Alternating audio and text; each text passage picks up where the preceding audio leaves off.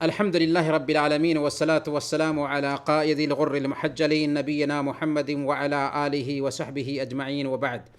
محترم بھائیوں اور دینی بہنوں، السلام علیکم ورحمۃ اللہ وبرکاتہ۔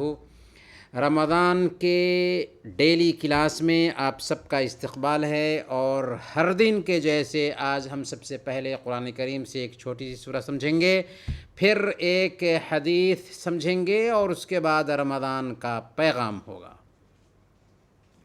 آتے ہیں سب سے پہلے آج کی سورہ کی طرف۔ آج ہم سورہ العادیات پڑھنے والے ہیں۔ سورہ العادیات، اللہ تعالیٰ فرماتا ہے بسم اللہ الرحمن الرحیم والعادیات ضبحا، قسم ہے ان گھوڑوں کی جو ہانپتے ہوئے دوڑتے ہیں، فالموریات قدحا، پھر ان ٹاپوں سے چنگاریاں جھاڑتے ہیں، فالمغیرات صبحا، پھر صبح سویرے چھاپا مارتے ہیں، فأثرن به نقعا، پھر اس موقع پر گرد و غبار اڑاتے ہیں، فوسطن به جمعا، پھر اسی حالت میں کسی مجمع کے اندر جا گھستے ہیں، ان الانسان لربه لکنود، حقیقت یہ ہے کہ انسان اپنے رب کا بڑا ناشکرا ہے، وَإِنَّهُ عَلَى ذَلِكَ لَشَهِيدٌ، اور وہ خود اس پر گواہ بھی ہے، وَإِنَّهُ لِحُبِّ الْخَيْرِ لَشَدِيدٌ،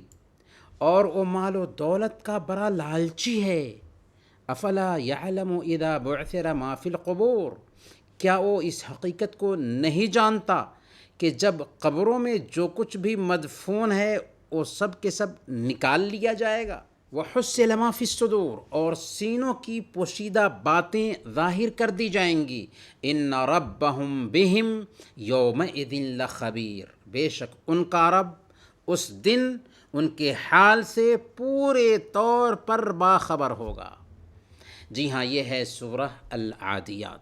اس سورہ میں اللہ تعالیٰ نے جہاد کے لیے تیار کیے گئے مجاہدین کے گھوڑوں کی قسم کھائی ہے، اور اللہ تعالیٰ جب کسی چیز کی قسم کھاتا ہے تو اس کی تعظیم بیان کرنا مقصود ہوتا ہے۔ گویا اس سورہ میں جہاد کے لیے تیار کیے گئے گھوڑوں کے 5 صفات بیان کیے گئے ہیں۔ سب سے پہلے اللہ نے کہا والعادیات ضبحا، قسم ہے ان گھوڑوں کی جو ہانپتے ہوئے اور ہنہناتے ہوئے دوڑ لگاتے ہیں، فالموریات قدحا، پھر اپنی ٹاپوں سے چنگاریاں مارتے ہیں، یعنی جب وہ تیزی سے دوڑتے ہیں تو پتھروں کے ساتھ ان کی ایریاں ٹکراتی ہیں اور ٹاپ مارتے ہیں تو اس رگڑ سے آگ کی چنگاریاں اڑتی ہیں، فالموقرات صبحا، پھر صبح سویرے چھاپا مارتے ہیں، صبح کے وقت دشمنوں پر دھاوا بولتے ہیں اور دشمنوں کو تہوبالا کر دیتے ہیں، فأثرن به نقعا، پھر اس موقع پر گرد و غبار اڑاتے ہیں، ان کے پیر سے گرد و غبار اڑتا ہے، فوسطن به جمعا، پھر اسی حالت میں وہ بھرے مجمع میں جا گھستے ہیں اور گھمسان کی جنگ کرتے ہیں۔ گھوڑوں کے یہ 5 صفات ہیں جنہیں اللہ تعالیٰ نے بیان کیا ہے اور ان کی قسمیں کھائی ہیں۔ ان صفات کو بیان کرنے کے بعد اب آگے مضمون آ رہا ہے جس کی قسمیں کھائی گئیں۔ وہ مضمون کیا ہے؟ ان الانسان لربہ لکنود، انسان اپنے رب کا بڑا ناشکرا ہے۔ اللہ تعالیٰ کہنا یہ چاہتا ہے کہ اے انسان، معمولی جانور کو دیکھو کتنی چستی کے ساتھ میں جنگ لڑتا ہے، حالانکہ اس کو اس کا کوئی انعام ملنے والا نہیں ہے، حالانکہ اس کے لیے کوئی جنت نہیں بنائی گئی، لیکن اے انسان، تمہارے لیے دنیا بنائی گئی، تمہارے لیے انبیاء بھیجے گئے، تمہارے لیے کتابیں اتاری گئیں، اور تمہارے لیے جنت اور جہنم کو پیدا کیا گیا، لیکن پھر بھی تم سست دکھائی دیتے ہو، اللہ کی نعمتوں میں پلنے کے باوجود اللہ کی نافرمانی کرتے ہو، اللہ کی ناشکری کرتے ہو۔ ان الانسان لربہ لکنود، بے شک انسان اپنے رب کا بڑا ناشکرا ہے۔ ہزار نعمتوں میں پلنے کے باوجود وہ رب کے خلاف چل رہا ہے، حالانکہ اس کو چاہیے تھا کہ سب سے پہلے وہ رب کی فرمانبرداری کرتا، کہ اس کے پاس عقل تھی، اس کے پاس بدھی تھی، اس کے پاس دماغ تھا۔ جانوروں کے پاس دماغ نہیں ہے، لیکن وہ جانور ہو کر کے اتنی تیزی دکھا رہے ہیں، لیکن یہ انسان کتنا ناشکرا ہے کہ جس کا کھاتا ہے اسی کے خلاف چلتا ہے۔ وَإِنَّهُ عَلَى ذَلِكَ لَشَهِيدٌ، اور وہ خود اس ناشکری پر گواہ ہے۔ کسی دوسرے کو اس کی ناشکری پر گواہ بنانے کی ضرورت نہیں ہے کہ دوسرا گواہی دے کہ یہ ناشکری کرتا ہے، بلکہ خود اس کا ضمیر، اس کا دل گواہی دیتا ہے کہ وہ ناشکرا ہے۔ کیا یہ بات سمجھ میں نہیں آتی کہ جس کمپنی سے ہم سیلری لیتے ہیں کام اسی کمپنی کا کریں، لیکن یہ انسانوں کی اتنی بڑی سنکھیا جو ہے، جس رب نے اس کو پیدا کیا، جس رب نے اس کے ماں باپ کو پیدا کیا، جس رب نے آسمان بنایا، زمین بنائی، سورج چاند بنایا، جس نے بارش برسائی، زمین سے انسانوں کے کھانے کے لیے غلے نکالے، سب کچھ اس نے کیا، لیکن ماتھا جھکاتا ہے تو غیروں کے پاس۔ تو یہ کیا ناشکری نہیں ہے؟ اور اس ناشکری کا وہ خود گواہ ہے، باہر سے دلیل لانے کی ضرورت نہیں ہے، خود اس کا دل گواہی دیتا ہے کہ وہ ناشکری کر رہا ہے۔ وَإِنَّهُ لِحُبِّ الْخَيْرِ لَشَدِيدٌ، وہ مال و دولت کی محبت میں بری طرح سے مبتلا ہے، یعنی مال کی چاہت میں اس قدر گرفتار ہے کہ اللہ کے راستے میں خرچ نہیں کرتا، بخیلی کرتا ہے۔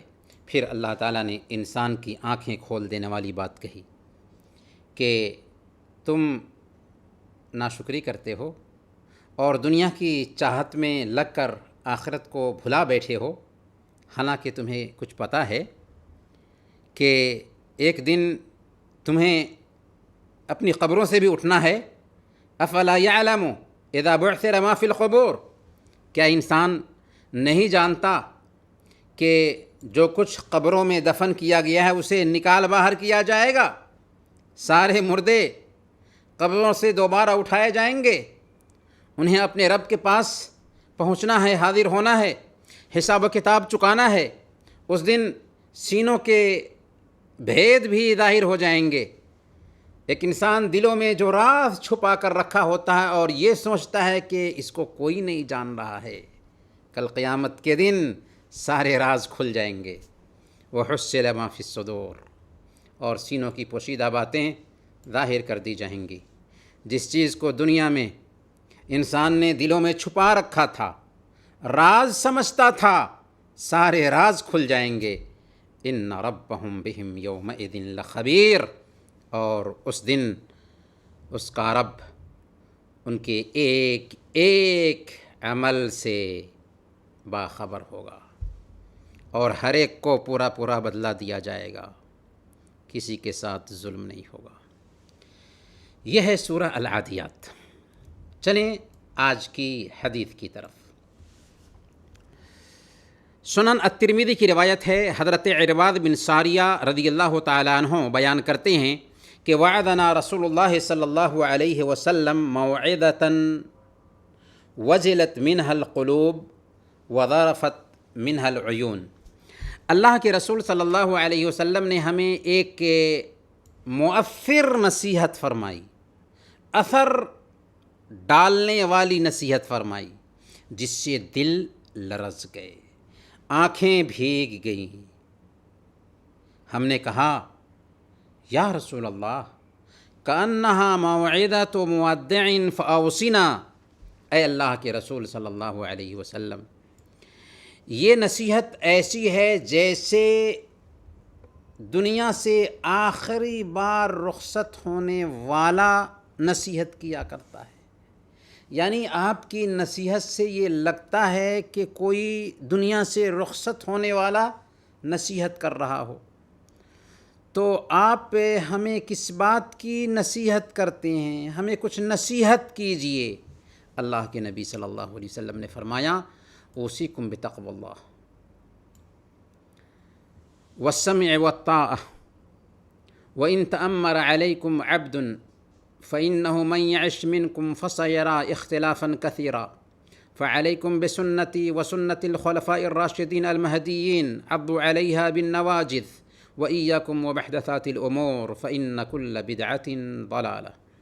میں تم لوگوں کو اللہ رب العالمین سے ڈرنے اور اس کا تقوی اختیار کرنے کی وصیت کرتا ہوں، اور امیر کی بات سننے اور اسے ماننے کی وصیت کرتا ہوں، اگرچہ تمہارا حاکم اور امیر ایک غلام ہی کیوں نہ ہو، کیونکہ تم میں سے جو کوئی بھی زندہ رہے گا وہ امت کے اندر بہت سارے اختلافات دیکھے گا۔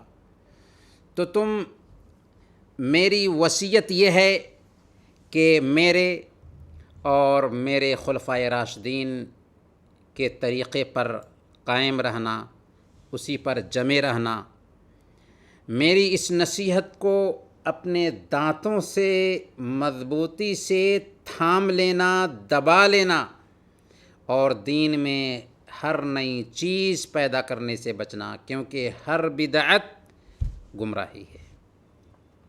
یہ سنن الترمذی کی روایت ہے، یہ بہت ہی پیاری حدیث ہے۔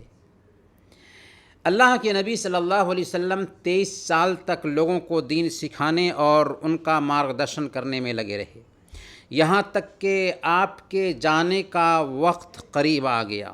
ایک دن اللہ کے نبی صلی اللہ علیہ وسلم نے اسی موقع سے صحابہ کرام کو بڑا ہی پربھاوی، مؤثر خطاب فرمایا۔ ایسا خطاب تھا کہ دل دہل گئے، آنکھیں آنسوؤں سے بھیگ گئیں۔ صحابہ کو احساس ہوا کہ شاید آپ کی دنیا سے رخصت ہونے کا وقت قریب آ چکا ہے، کیونکہ نصیحت میں وہ پیغام پایا جاتا تھا کہ صحابہ کو یہ احساس ہو گیا کہ اب اللہ کے نبی صلی اللہ علیہ وسلم ہم سے جدا ہونے والے ہیں۔ چنانچہ صحابہ نے آپ سے گزارش کی کہ یا رسول اللہ کأنہا موعدۃ مودع فاوصنا، اے اللہ کے رسول صلی اللہ علیہ وسلم، لگتا ہے کہ رخصت ہونے والے کی یہ نصیحت ہے، اس لیے ہمیں خاص وصیت فرمائیے، ہمیں خاص اپدیش دیجئے جس پر ہم آپ کے بعد جمے رہیں اور اس سے ذرہ برابر بھی نہ ہٹیں۔ ظاہر ہے کہ ایک باپ اگر اپنے بچوں سے ہمیشہ کے لیے جدا ہو رہا ہو، اور کرونا کے دنوں میں کیسے لوگوں کی موت ہو رہی ہے، ہم سمجھ سکتے ہیں کہ ایک انسان اچھا خاصا صحت مند ہوتا ہے اور چند ہی دنوں میں دنیا سے گزر جاتا ہے۔ تو ایک باپ اگر اپنے بچوں سے ہمیشہ کے لیے جدا ہو رہا ہو، ایک ماں اپنی اولاد سے ہمیشہ کے لیے رخصت ہو رہی ہو، تو آپ سوچ سکتے ہیں کہ وہ کیا وصیت کریں گے اپنی اولاد کو۔ وہی بتائیں گے نا جس کی ان کی نظر میں سب سے زیادہ اہمیت ہوگی۔ چنانچہ اللہ کے نبی صلی اللہ علیہ وسلم صحابہ کرام کو اس موقع سے، جب کہ صحابہ کرام نے وصیت کی گزارش کی تھی، آپ نے بڑی پیاری وصیت کی تھی۔ اس کی اللہ کے نبی صلی اللہ علیہ وسلم کی نظر میں اہمیت تھی، اور اس وصیت کی ہم سب کی زندگی میں بھی بڑی اہمیت ہے، اور قیامت تک آنے والے انسانوں کی زندگی میں بھی اس کی بہت اہمیت ہے۔ اگر وہ صحیح راستے پر جمے رہنا چاہتے ہیں تو اس وصیت کو اپنی زندگی میں لاگو کرنے کی کوشش کریں۔ اللہ کے نبی صلی اللہ علیہ وسلم نے سب سے پہلی وصیت تقوی کی تھی کہ تقوی اختیار کرنا، علیکم بتقوی اللہ، اللہ کا تقوی اختیار کرنا۔ اور روزہ کا مقصد کیا ہے؟ لعلکم تتقون، تاکہ تمہارے اندر تقوی پیدا ہو جائے۔ تقوی کیا ہے؟ الخوف من الجلیل والعمل بالتنزیل والقناعة بالقلیل والاستعداد لیوم الرحیل۔ اللہ کا ڈر، شریعت کے مطابق عمل، کم پر قناعت اور یوم آخرت کی تیاری۔ جب ایک انسان کے اندر اللہ کا ڈر پیدا ہو جائے گا، شریعت کے مطابق عمل کرنے لگے گا، اللہ نے جتنا دیا ہے اس کے مطابق وہ اللہ کے فیصلے سے راضی رہے گا اور آخرت کی تیاری میں لگا رہے گا، تو واقعی اس کے اندر تقوی پیدا ہو گیا۔ موٹے لفظوں میں ہم یہ کہہ سکتے ہیں کہ تقوی کہتے ہیں اللہ کے ڈر کو، اللہ کی نگرانی کے احساس کو، کہ ایک بندہ بند کمرے میں ہے، کوئی نہیں دیکھ رہا ہے، لیکن اس کے اندر یہ احساس پیدا ہو جائے کہ کوئی تو نہیں، لیکن اللہ رب العالمین ہماری نگرانی کر رہا ہے، اللہ رب العالمین ہمیں دیکھ رہا ہے، اللہ رب العالمین ہمیں سن رہا ہے، اللہ رب العالمین ہمیں جان رہا ہے، اللہ رب العالمین ہماری ایک ایک حرکت کی نگرانی کر رہا ہے۔ یہ ہے تقوی۔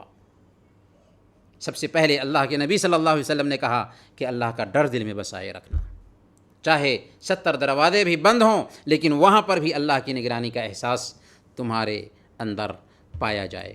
دوسری وصیت یہ کی والسمع والطاعہ وإن تأمر علیکم عبد، کہ امیر کی بات ماننا، حاکم کی بات ماننا اور اس کا حکم سننا، اگرچہ تمہارا کوئی حاکم، تمہارا کوئی امیر غلام ہی کیوں نہ ہو۔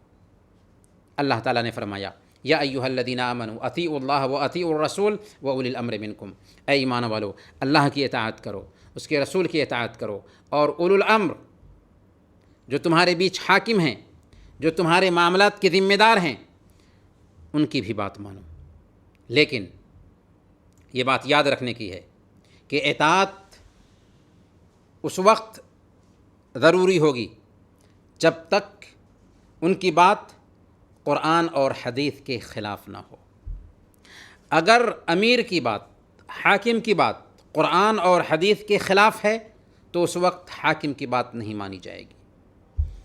اللہ کے نبی صلی اللہ علیہ وسلم نے صحیح بخاری اور صحیح مسلم کی روایت کے مطابق بیان فرمایا لا طاعت فی المعصیہ انما الطاعت فی المعروف، کہ گناہ کے کام میں اطاعت نہیں ہے، اطاعت معروف کے کام میں ہے، نیکی کے کام میں ہے۔ پھر اللہ کے نبی صلی اللہ علیہ وسلم نے یہ بتایا اس حدیث میں کہ ایک زمانہ آئے گا کہ میری امت میں اختلافات پیدا ہوں گے، لوگ الگ الگ جماعتوں اور گروہوں میں بٹ جائیں گے۔ اللہ کے نبی صلی اللہ علیہ وسلم نے اپنے زمانے میں بعد کے ادوار میں جو اختلافات پیدا ہونے والے تھے اس کی خبر کر دی تھی کہ لوگ اسلام کے نام پر بھی الگ الگ جماعتوں میں بٹ جائیں گے، صحیح راستے سے ہٹ جائیں گے۔ آپ نے فرمایا تھا فَإِنَّهُ مَن يَعِشْ مِنْكُمْ فَسَيَرَىٰ اخْتِلَافًا كَثِيرًا، تم میں سے جو زندہ رہے گا وہ امت کے اندر بہت سارے اختلافات دیکھے گا۔ آپ صلی اللہ علیہ وسلم نے سب سے پہلے امت میں پیدا ہونے والی بیماری بتائی، اور وہ بیماری امت کے اختلافات ہیں، امت کے بیچ جماعت بندی ہے، امت کے بیچ پارٹی بازی ہے، مختلف جماعتیں پیدا ہو جائیں گی۔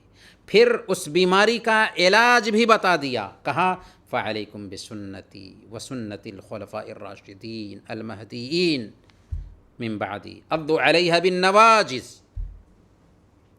میری وصیت یہ ہے کہ میری اور میرے ہدایت پانے والے خلفائے راشدین کی سنت پر قائم رہنا، اس پر جمے رہنا، اس نصیحت کو اپنے دانتوں سے مضبوطی سے دبا لینا، یعنی جم جانا اس حکم پر اور اس کے خلاف مت چلنا۔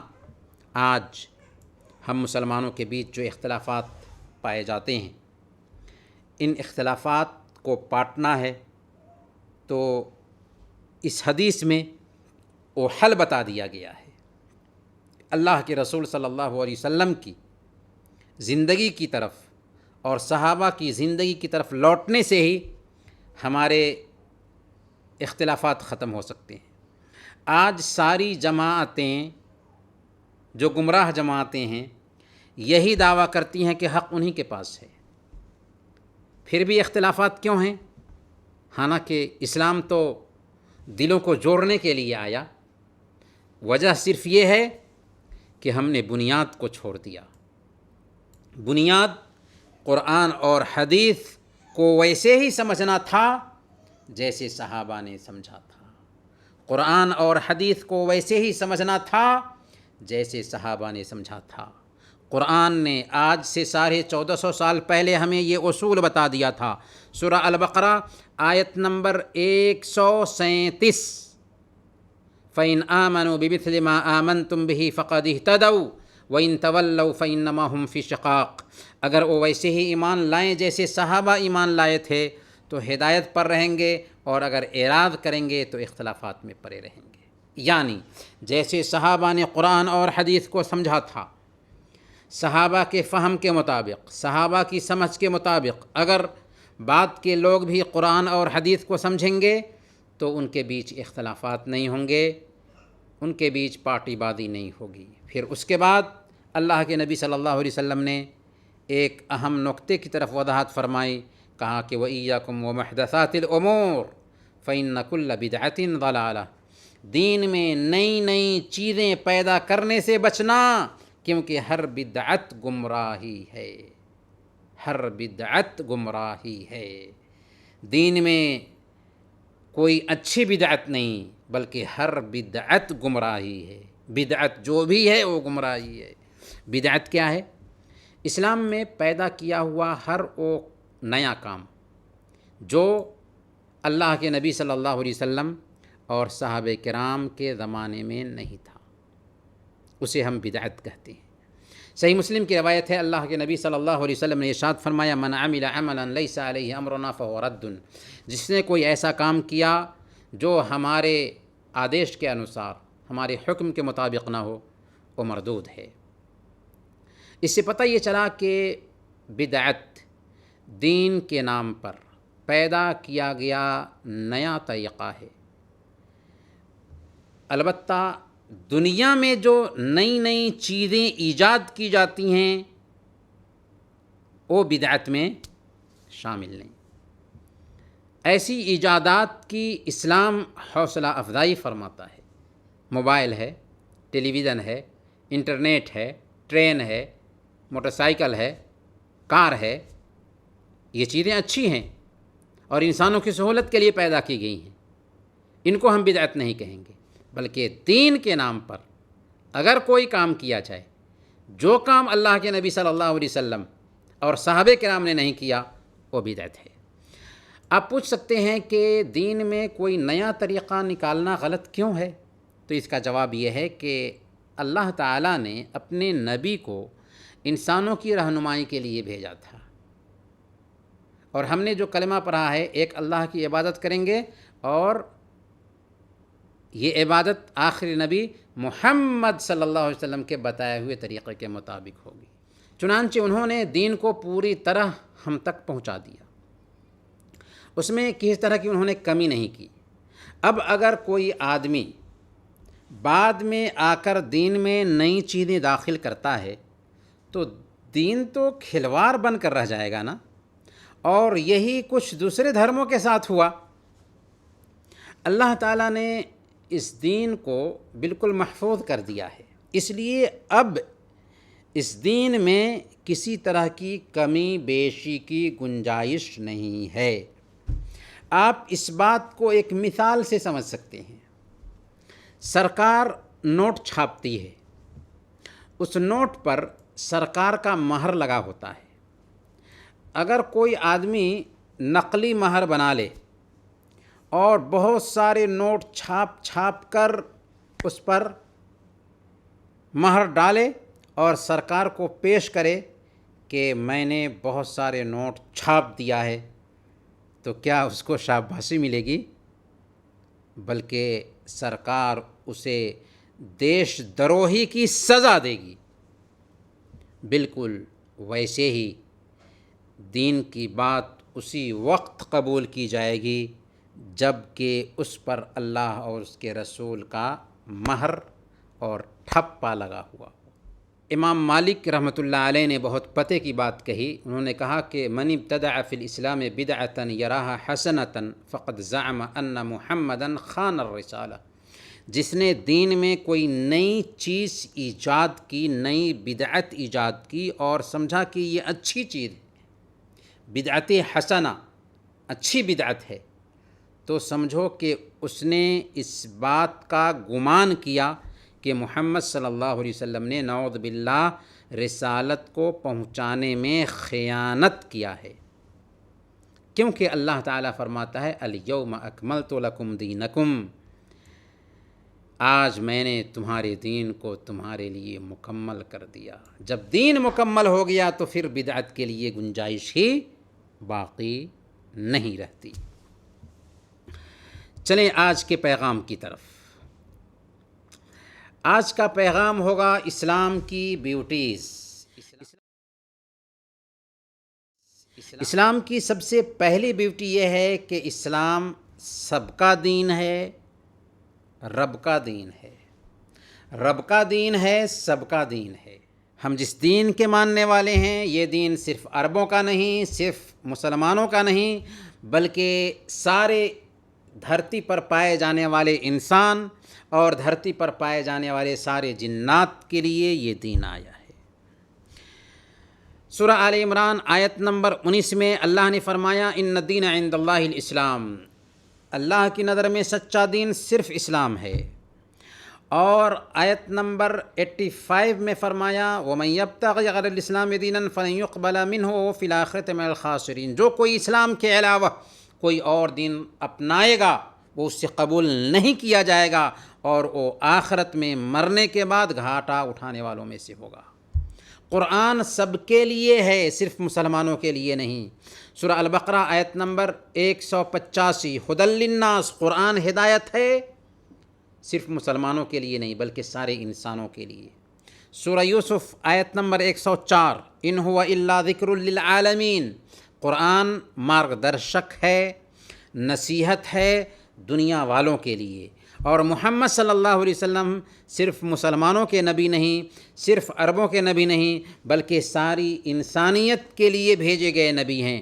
سورہ سبا آیت نمبر 28 وما ارسلناک الا کافۃ للناس بشیرا ونذیرا، کہ ہم نے آپ کو سارے انسانوں کے لیے ڈرانے والا اور خوشخبری سنانے والا بنا کر بھیجا ہے۔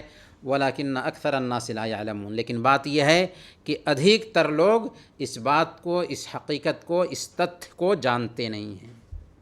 اور محمد صلی اللہ علیہ وسلم نے صحیح مسلم کی روایت کے مطابق بیان فرمایا کہ والذی نفسی بیدہ لا یسمع بی احد من هذه الامة یہودی ولا نصرانی ثم یموت ولم یؤمن بالذی ارسلت به الا کان من اصحاب النار، قسم ہے اس ذات کی جس کے ہاتھ میں میری جان ہے، جو کوئی بھی اس امت کا چاہے وہ یہودی ہو یا عیسائی ہو میرے پیغام کے بارے میں سنتا ہے اور مجھ پر ایمان لائے بغیر مر جاتا ہے وہ نرک میں جائے گا، جہنم میں جائے گا۔ یہ ہے ٹھوس عقیدہ ہم مسلمانوں کا کہ اس دھرتی پر صرف ایک ہی دین انسانیت سے قبول کیا جائے گا۔ جو کوئی بھی اس دین کو نہیں اپنائے گا اور مر جاتا ہے وہ کتنی ہی نیکی کا کام کرتا رہا ہو، کتنا ہی اچھا سے اچھا کام کرتا رہا ہو، لیکن ہمیشہ ہمیش کے لیے نرک میں، جہنم میں جلے گا۔ اب سوال یہ ہے کہ آخر کیا وجہ ہے کہ اسلام ہی سچا دین ہے اور اس کے علاوہ جو دین ہیں وہ انسانیت سے قبول نہیں کیے جائیں گے؟ کیونکہ اسلام کی بیوٹیز ہیں، اسلام کی خوبیاں ہیں۔ ان خوبیوں کو جب ہم جانتے ہیں تو سمجھ میں آتا ہے کہ واقعی اسلام بہت ہی پیارا دین ہے اور اس دین کو فالو کرنا ایک انسان کے لیے گرو کی بات ہے۔ سب سے پہلے نمبر پر جیسا کہ ہم نے کہا کہ اسلام سب کا دین ہے، رب کا دین ہے۔ اسلام اللہ کو تین میں کا ایک نہیں بتاتا جیسا کہ عیسائیوں کا عقیدہ ہے، اور نہ ہی انسانی شکل میں مانتا ہے جیسا کہ ہندو بھائیوں کا عقیدہ ہے، بلکہ اسلام یہ کہتا ہے کہ اللہ یکتا ہے، وہ بے نیاز ہے، وہ کسی کا محتاج نہیں اور سب اس کے محتاج ہیں۔ اس کے پاس نہ ماں باپ ہے اور نہ ہی اس کے پاس اولاد ہے اور اس کا کوئی شریک نہیں۔ اسی نے کائنات کو بنایا، ساری کائنات کو وہی چلا رہا ہے، ساری کائنات کو ایک دن وہی ختم بھی کرے گا۔ اس لیے عقل یہ کہتی ہے کہ یہ ماتھا اسی ایک اللہ کے سامنے جھکنی چاہیے۔ جو کمپنی ہمیں سیلری دیتی ہے کام اسی کمپنی کا ہونا چاہیے۔ سیلری کسی اور کمپنی سے لیں اور کام کسی اور کمپنی کا کریں تو یہ تو عقل سے لگتی ہوئی بات نہیں ہے۔ اسلام صرف ایک اللہ سے تعلق باندھنے کا حکم دیتا ہے، اور جب ہم ایک اللہ سے تعلق باندھتے ہیں تو اس کا فائدہ یہ ہوتا ہے کہ ہمارے دل میں اللہ کی نگرانی کی پولیس چوکی بیٹھ جاتی ہے۔ ہم رات کے اندھیرے میں اور تنہائی میں بھی گناہ کرنے سے ڈرتے ہیں، کیونکہ ہمیں یقین ہوتا ہے کہ کوئی تو ہمیں نہیں دیکھ رہا ہے، لیکن ہم اپنے رب کی نگرانی میں ہیں۔ وہ ہمیں دیکھ رہا ہے، وہ ہمیں سن رہا ہے، وہ ہمیں جان رہا ہے، اس سے ہم ذرہ برابر بھی چھپ نہیں سکتے۔ ایک مسلمان اکیلے میں بھی کسی کو دھوکہ نہیں دے سکتا، کسی سے رشوت نہیں لے سکتا، کسی کا مال ہڑپ نہیں سکتا، کیونکہ وہ اللہ کی نگرانی میں جی رہا ہوتا ہے۔ صرف ایک اللہ سے تعلق قائم کرنے کا دوسرا فائدہ یہ ہوتا ہے کہ ایک مسلمان کو من کی شانتی ملتی ہے۔ وہ صرف ایک اللہ سے ڈرتا ہے، اسے دوسری کوئی چیز نہیں ڈرا سکتی۔ اس کو عجیب طریقے سے من کی شانتی ملتی ہے، کیونکہ حقیقی سکون اسی وقت مل سکتا ہے جب کہ ڈائریکٹ ایک انسان کا تعلق اپنے پیدا کرنے والے سے بندھ جائے۔ آپ کا کیا خیال ہے کہ پانی کی مچھلی کو اگر سوکھے پر لا کر کے رکھ دیں گے تو کیا مچھلی تڑپ تڑپ کر مر نہیں جائے گی؟ دودھ پیتے بچے کو اگر ماں کی گود سے لے کر کے کہیں ڈال دیں گے تو کیا بچہ روتے روتے پریشان نہیں ہو جائے گا؟ بالکل وہی حال انسان کا ہوتا ہے جب وہ اپنے رب سے کٹتا ہے۔ اسلام ہمیں اپنے رب سے جوڑتا ہے، اس طریقے سے ہمیں من کی شانتی ملتی ہے۔ آج انسان کا اپنے رب سے تعلق کٹ چکا ہے، جس کی وجہ سے اس کی شانتی بھنگ ہو چکی۔ وہ در در کی ٹھوکریں کھاتا ہے، ٹینشن میں جیتا ہے۔ اس لیے اگر ہم شانتی چاہتے ہیں تو ڈائریکٹ ہمیں اپنے رب سے تعلق پیدا کرنا ہوگا، اور یہی اسلام ہمیں سکھاتا ہے۔ زندگی میں جو بھی پرابلمس آتے ہیں، پریشانیاں آتی ہیں، سنکٹیں آتی ہیں، اسلام کلیئر مفہوم یہ دیتا ہے کہ یہ سب اللہ کی طرف سے ہے، اور اللہ نے لکھا تھا اس لیے ہوا۔ اس لیے مسلمان ٹینشن میں نہیں آتا، مسلمان آپے سے باہر نہیں ہوتا، مسلمان آتم ہتیا پر مجبور نہیں ہوتا، کیونکہ وہ جانتا ہے کہ جو کچھ بھی ہوا ہے ہمارے رب نے لکھا تھا، اور ظاہر میں اگرچہ ہمارے من کے خلاف دکھ رہا ہے، ظاہر میں اگرچہ یہ چیز ہمیں پسند نہیں آ رہی ہے، لیکن اسی میں ہمارے لیے بھلائی ہے۔ عجباً لامر المؤمن، مومن کا معاملہ کیا ہی اچھا ہوتا ہے۔ اگر خوشی ملتی ہے تو اللہ کا شکر بجا لاتا ہے، غم لاحق ہوتا ہے تو صبر کرتا ہے، اور دونوں حالت میں اس کے لیے اچھائی ہی اچھائی ہوگی۔ اسلام کی دوسری خوبی ہے کہ یہ سوبھاوک دین ہے، یعنی انسان کے نیچر سے، فطرت سے لگتا ہوا دین ہے۔ اسلام اچھائی اور برائی کی تعریف کیا کرتا ہے؟ اچھائی وہ ہے جو دل کو بھائے، جس سے دل سنتشٹ ہو، جس سے دل میں سکون پیدا ہو۔ اور برائی کیا ہے؟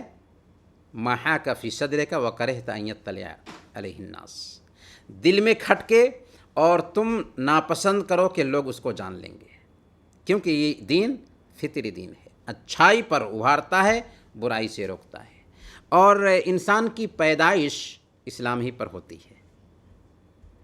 سورہ الروم آیت نمبر 30 میں اللہ فرماتا ہے فطرۃ اللہ التی فطر الناس علیہا لا تبدیل لخلق اللہ، یہ اللہ کا دین ہے جس پر اللہ تعالیٰ انسانوں کو پیدا کرتا ہے، اور اس فطرت میں تبدیلی نہیں ہو سکتی۔ گویا کہ دنیا کے جتنے بھی انسان ہیں، چاہے کسی بھی گھرانے میں پیدا ہوئے ہوں، لیکن جب وہ بچہ پیدا ہوتا ہے تو مسلمان رہتا ہے۔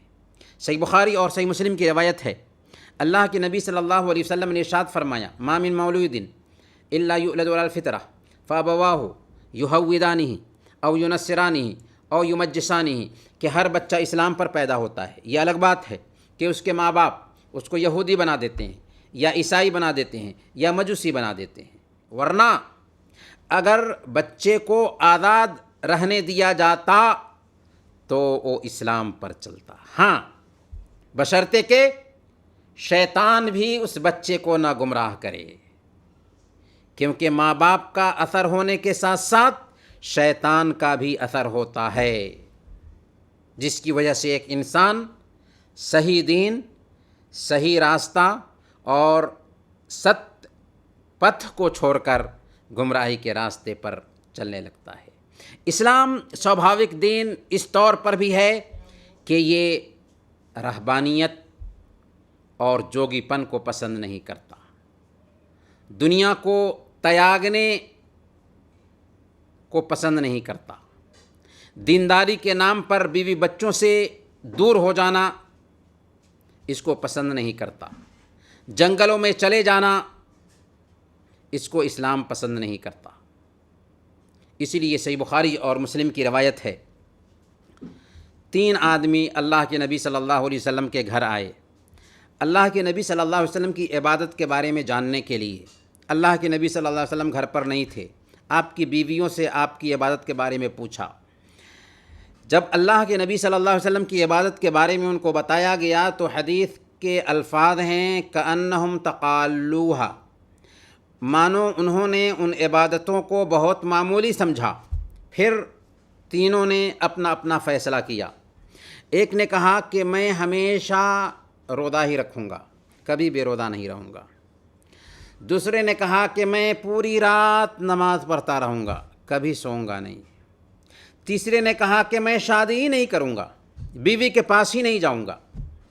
اللہ کے نبی صلی اللہ علیہ وسلم کو جب پتہ چلا تو آپ نے ان تینوں کو خطاب کرتے ہوئے کہا کہ انتم الذین قلتم کذا و کذا اما واللہ انی لاخشاکم للہ واتقاکم لہ لیکنی اصوم و افطر و اصلی و ارقد و اتزوج النساء فمن رغب عن سنتی فلیس منی۔ کیا تم ہی لوگ ہو کہ جنہوں نے ایسی ایسی بات کہی ہے؟ میری حالت یہ ہے کہ میں تم سب میں سب سے زیادہ اللہ کا ڈر رکھنے والا ہوں، سب سے زیادہ اللہ کا تقوی اختیار کرنے والا ہوں، اس کے باوجود میں روزہ بھی رکھتا ہوں، بے روزہ بھی ہوتا ہوں، نماز بھی پڑھتا ہوں، سوتا بھی ہوں، اور میں نے شادی بھی کی ہے۔ جو میرے طریقے سے اعراض کرے وہ ہم میں سے نہیں۔ اسلام یہ کہتا ہے کہ تم اپنے سماج میں رہ کر کے، بیوی بچوں کا حق ادا کر کے، بیوی بچوں کے لیے کما کر کے بڑے سے بڑے دھارمک انسان بن سکتے ہو۔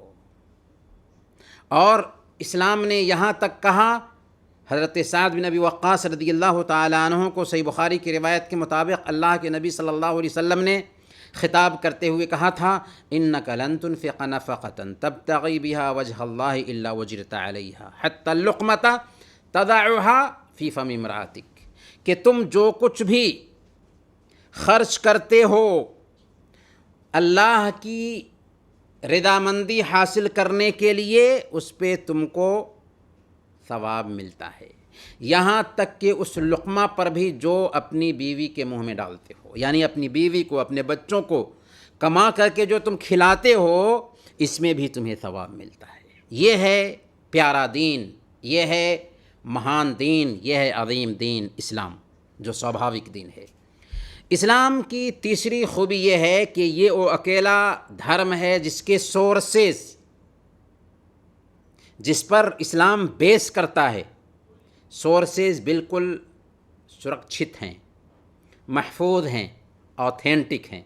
اسلام کے بنیادی سورسز 2 ہیں، قرآن اور حدیث، اور اسی سے اجماع اور قیاس بھی نکلتا ہے، لیکن بنیادی سورس 2 ہے، قرآن اور حدیث۔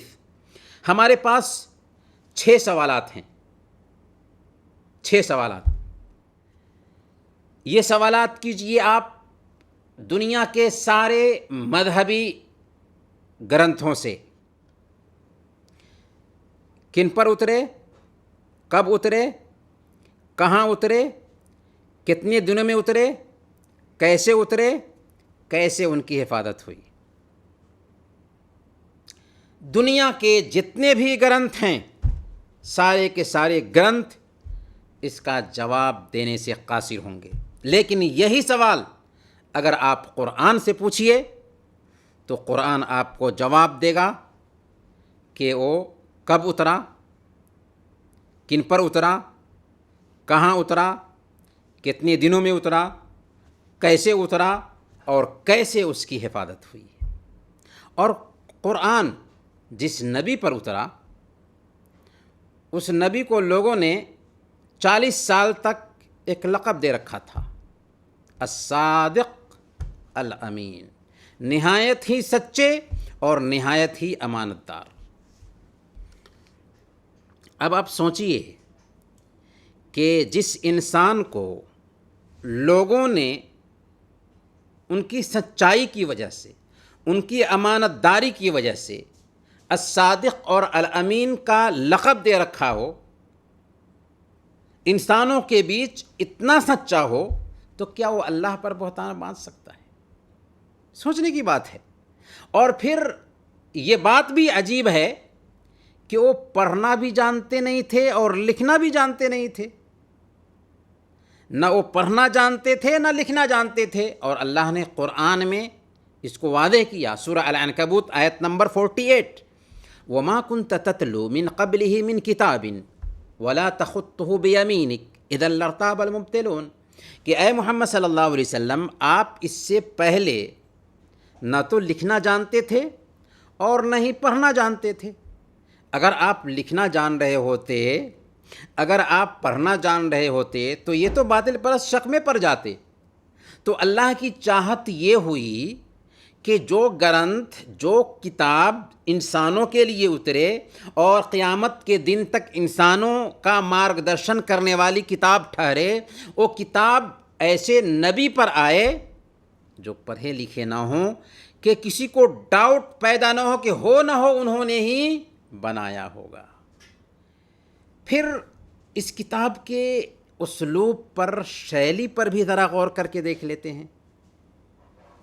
اس کتاب کو سمجھنا بہت آسان ہے، اس کتاب کو پڑھنا بہت آسان ہے، اس کتاب کو یاد کرنا بہت آسان ہے، یہاں تک کہ 8 سال کے، 7 سال کے ہزاروں بچے دنیا میں آپ کو ملیں گے جنہوں نے قرآن کو، پورے قرآن کو اپنے سینے میں محفوظ رکھا ہوگا۔ تو قرآن کو یاد کرنا بہت آسان ہے، لیکن قرآن کے اسلوب میں، قرآن کی شیلی میں ایک آیت بھی بنا پانا کسی کے بس کی بات نہیں۔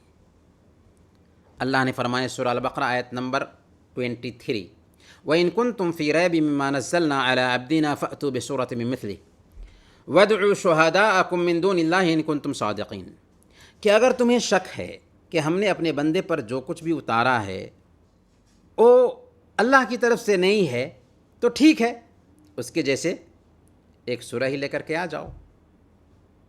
محمد صلی اللہ علیہ وسلم کی بات جھوٹی ثابت ہو جائے گی۔ قرآن نے چیلنج بھی ترتیب سے دیا۔ سب سے پہلے کہا کہ قرآن کے جیسے لا کر کے ثابت کر دو، جب ایسا نہ کر سکے تو کہا کہ 10 صورتیں ہی لا کر کے ثابت کر دو، اتنا بھی نہیں کر سکے تو کہا گیا کہ ایک سورہ ہی لا کر کے ثابت کر دو، اگر ایک سورہ بھی پیش نہیں کر سکے تو کہا گیا کہ ایک آیت ہی بنا کر کے پیش کر دو۔ پھر قرآن نے کہا قُلْ لَئِنِ اجْتَمَعَتِ الْإِنسُ وَالْجِنُّ عَلَىٰ أَن يَأْتُوا بِمِثْلِ هَٰذَا الْقُرْآنِ لَا يَأْتُونَ بِمِثْلِهِ وَلَوْ كَانَ بَعْضُهُمْ لِبَعْضٍ ظَهِيرًا اگر سارے انسان اور سارے جنات سب کے سب مل کر کے، من مستشک ملا کر کے قرآن کریم کے جیسے لانا چاہیں تو نہیں لا سکتے، اگرچہ سب کے سب ایک دوسرے کے مددگار کیوں نہ بن جائیں۔ اگر آپ کو یقین نہ آئے تو محمد صلی اللہ علیہ وسلم کی جو باتیں ہیں، جن کو حدیث کہا جاتا ہے، اور قرآن کریم جو ہے یہ اللہ کا کلام ہے، دنیا کہتی ہے کہ ایک انسان کے اسلوب میں تبدیلی نہیں آتی، ایک انسان کی شیلی چینج نہیں ہوتی، قرآن میں اور حدیث میں دونوں میں ٹیلی کر کے دیکھ لے، دونوں میں آسمان اور زمین کا فرق آپ کو محسوس ہوگا۔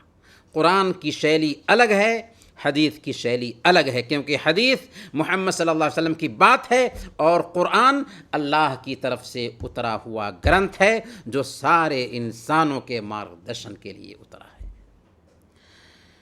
صرف ہم قرآن کی حفاظت کی بات نہیں کرتے، بلکہ محمد صلی اللہ علیہ وسلم جن کے اوپر قرآن اترا ان کی زندگی کا ایک ایک چھن بھی بالکل آتھینٹک طریقے سے محفوظ ہے۔ پیدائش سے لے کر 40 سال تک جب نبی بنے، اور پھر نبی بننے کے بعد وفات تک ان کی زندگی کا ایک ایک چھن آتھینٹک طریقے سے محفوظ ہے۔ دنیا کا کوئی انسان ایسا نہیں پایا جاتا جن کی زندگی کا ایک ایک چھن محفوظ ہو، لیکن محمد صلی اللہ علیہ وسلم دنیا کے ایسے انسان ہیں جن کی زندگی کا ایک ایک چھن محفوظ ہے، اور وہ بھی آتھینٹک طریقے سے۔ اسی طریقے سے محمد صلی اللہ علیہ وسلم کی حدیثیں بھی بالکل محفوظ ہیں۔ صحابہ نے آپ سے جو باتیں سنیں ان کو یاد کیا، پھر دوسروں تک پہنچایا، دوسروں نے تیسروں تک پہنچایا، یہاں تک کہ وہ باتیں لکھ دی گئیں۔ لکھنے والوں کو محدثین کہتے ہیں، اور محدثین نے جو باتیں بھی اپنی اپنی کتابوں میں لکھی ہیں وہ الٹپ نہیں، بلکہ انہوں نے لکھا کہ مجھ سے فلاں نے، فلاں سے فلاں نے، فلاں سے فلاں نے، اور فلاں سے فلاں نے بیان کیا کہ محمد صلی اللہ علیہ وسلم نے ایسا ایسا فرمایا ہے۔ بیچ میں جو چین آتا ہے بیان کرنے والوں کا، ان کو راوی کہتے ہیں۔ محدثین نے اس سلسلے میں ایک سبجیکٹ ایجاد کیا جس کو اسماء الرجال کہتے ہیں۔ اس سبجیکٹ میں 5 لاکھ سے زیادہ لوگوں کی زندگیاں آج محفوظ ہیں۔ مشہور جرمن ڈاکٹر اسپرینگر، جو انگریزوں کے زمانہ میں بنگال ایشیاٹک سوسائٹی کا سیکریٹری تھا، اس نے انگریزوں کے زمانہ ہی میں کلکتہ سے الاصابہ فی تمییز الصحابہ نام کی کتاب انگلش زبان میں چھاپی تھی۔ اس کے انگریزی بھومکا میں، مقدمہ میں وہ لکھتا ہے کہ کوئی قوم دنیا میں ایسی نہیں گزری اور نہ آج موجود ہے جس نے مسلمانوں کی طرح اسماء الرجال کا عظیم فن ایجاد کیا ہو، جس کی وجہ سے آج 5 لاکھ لوگوں کی زندگیاں معلوم ہو سکتی ہیں۔ سبحان اللہ۔ چلیں انہی چند کلمات کے ساتھ آج کا ہم درس ختم کرتے ہیں۔ وصلی اللہ علی نبینا محمد وعلی آلہ وصحبہ اجمعین۔